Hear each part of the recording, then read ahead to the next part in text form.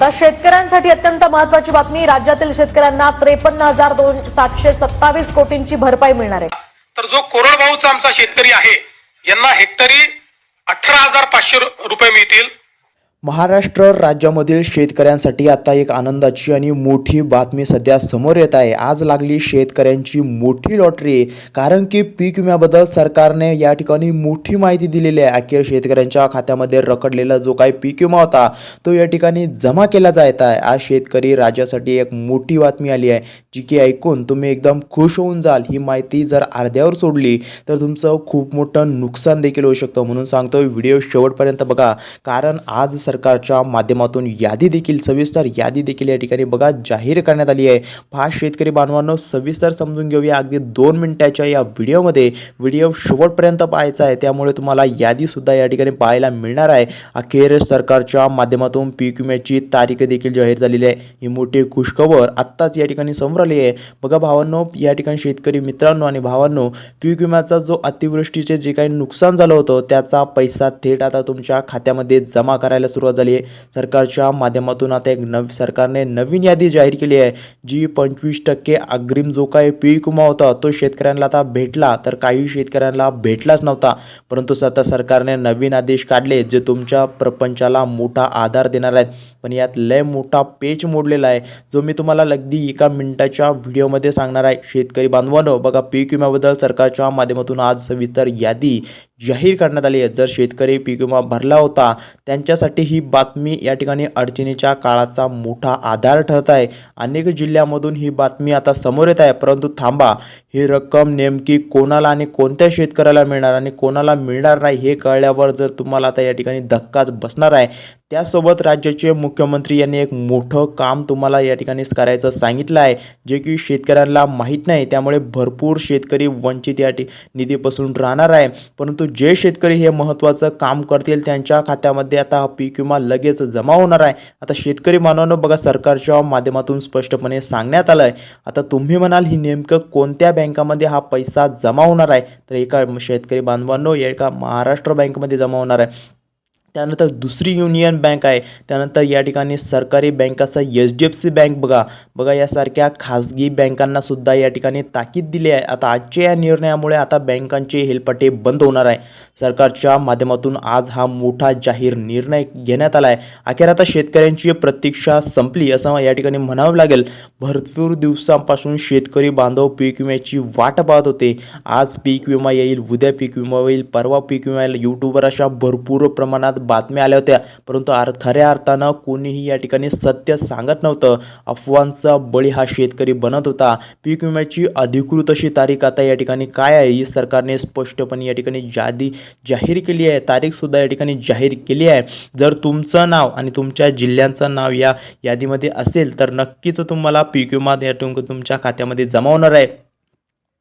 तर शेतकरी बांधवांनो, तुमच्या पीक विम्याची रक्कम किती असो, पण ती तुमच्या खऱ्या अर्थानं तुमच्या बँक खात्यामध्ये जमा करण्यामध्ये येत आहे। एक अट तुम्हाला मान्य करावी लागणार आहे। या योजनेचं नाव येण्याआधी एक अशी अट घातली आहे की जी ऐकल्यावर अनेकांची झोप आता उडणार आहे। ती अट नेमकी काय आहे हे थोड्याच वेळामध्ये तुम्हाला कळणार आहे। पण आता शेतकरी बांधवांनो, सर्वात महत्त्वाचं म्हणजे की बघा, सरकारने जी काही यादी या ठिकाणी सविस्तर यादी जाहीर केली, या यादीच्या माध्यमातून आता सरकार शेतकऱ्यांच्या खात्यामध्ये विमा वितरित करणार आहे आणि नुकसान भरपाई देखील शेतकऱ्यांना आता मिळणार आहे। बघा, आता दुसरा टप्पा कधी मिळणार असा प्रश्न शेतकऱ्यांच्या मनामध्ये वारंवार येत होता।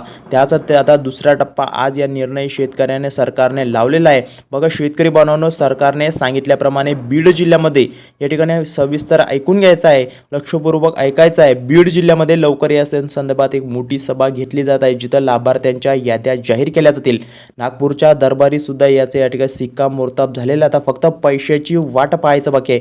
हा व्हिडिओ शेवटपर्यंत पाहिला तरच तुम्हाला नावाचा पत्ता लागणार आहे, तुमच्या नावाचा पत्ता या ठिकाणी लागणार आहे। हा व्हिडिओ अत्यंत महत्त्वाचा आहे। जर तुम्हाला हा व्हिडिओ सोडून जायचा असेल तर सोडून देखील जाऊ शकता, परंतु व्हिडिओ सोडला तर तुमचं या ठिकाणी खूप मोठं नुकसान व्हायची शक्यता आहे।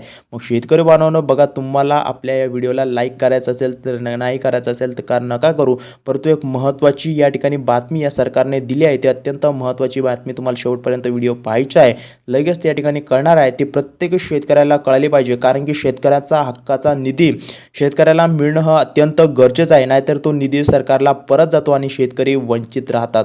आता बघा, या विम्याचा लाभ घेताना कोणती महत्त्वाची चूक टाळायची आहे हे एकदा कान देऊन या ठिकाणी ऐकायचं आहे. आज जर तुम्ही तुमचे कागदपत्र नीट अपडेट केलेले नसतील तर तुम्हाला हक्काचे पैसे तुमचे परत जाऊ शकतात.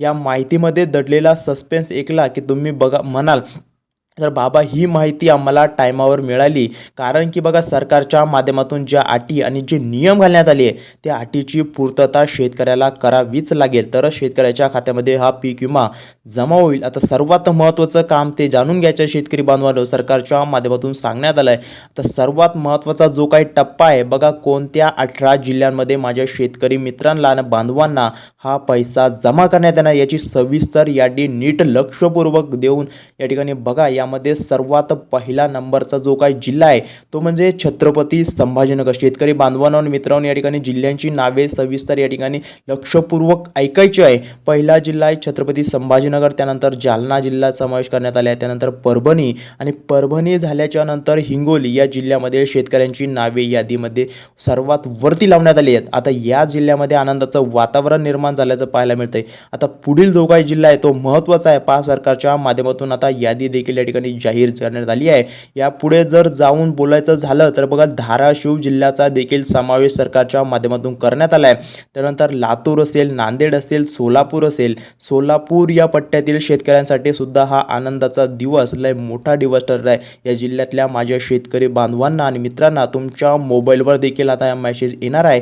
बघा, सरकारने सांगितलं आहे का पीक विमा जेव्हाही शेतकऱ्यांच्या खात्यामध्ये जमा होईल त्यांना मेसेज देखील येणार, परंतु मेसेज येण्यासाठी तुमची एक KYC आणि तुमचा मोबाईल नंबर बँक केलेला लिंक असावा, हे मात्र लक्षामध्ये राहू द्या. आणि शेतकरी बांधवांनो बघा, त्यानंतर अमरावती जिल्हा, अकोला, वाशिम आणि बुलढाणा या भागातील शेतीचं लयच नुकसान या ठिकाणी झालं होतं. आता त्यांनी देखील काळजी करायची काही या ठिकाणी गरज नाही. आजपासून तुमच्या या जिल्ह्यातील शेतकरी बांधवांच्या खात्यामध्ये ही रक्कम जमा करण्याचे आदेश या ठिकाणी सरकारच्या माध्यमातून दिलेले आहे.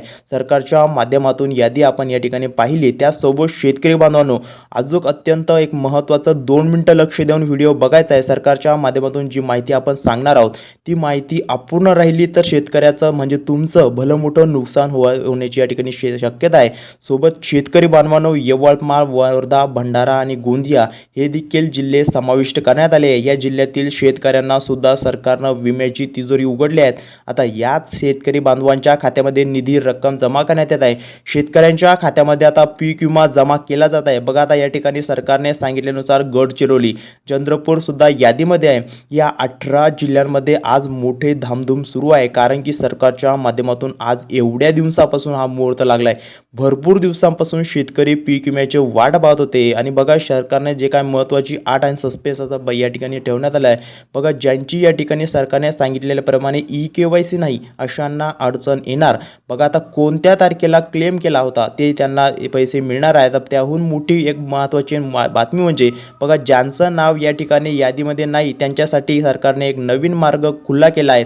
बघा, हा नवीन मार्ग काय आहे बघा, दुसरी यादी नेमकं कोणत्या तारखेला लागणार याची पक्की माहिती आता सरकारने या ठिकाणी दिली आहे. जर तुम्हाला ती माहिती हवी असेल तर एक सेकंद सुद्धा इकडे तिकडे बघू नका, कारण ती माहिती समजली तर तुमच्या खात्यामध्ये पीक विम्याचे पैसे येणार आहे. आता शेतकरी बांधवांनो, जाणून घ्या, सरकारने ज्या प्रकारे सांगितलं आता दुसरी यादी जेव्हाही कधी सरकार वितरित करेल तेव्हा प्रकाशित करेल तेव्हा सर्वात प्रथम आपल्या या YouTube चॅनलच्या माध्यमातून या ठिकाणी यादी तुम्हाला लगेच या ठिकाणी बघायला मिळेल. त्यामुळे आपल्या या YouTube चॅनलला लगेच सबस्क्राईब करून ठेवा.